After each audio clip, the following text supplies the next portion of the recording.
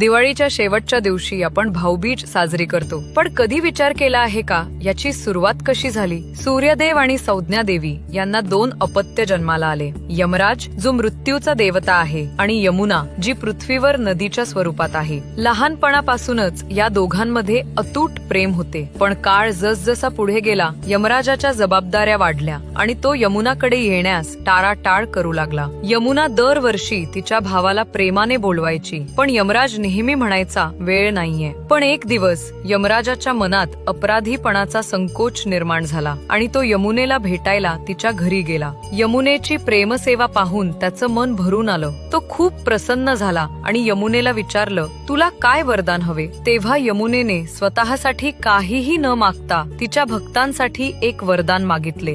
जे भाऊ बहीण या दिवशी एकमेकांना प्रेमाने भेटतील त्यांना दीर्घायुष्य, आरोग्य आणि सुख समृद्धीचं वरदान मिळाव. म्हणूनच या दिवशी आपण भाऊबीज साजरी करतो. हा फक्त एक सण नाही, तर प्रेम, विश्वास आणि आपुलकीचं प्रतीक आहे. या भाऊबीजीला तुम्ही तुमच्या बहिणीला नक्की भेटा, कारण या नात्यामधल्या प्रेमापेक्षा मोठं काहीच नाही. Download ShareChat.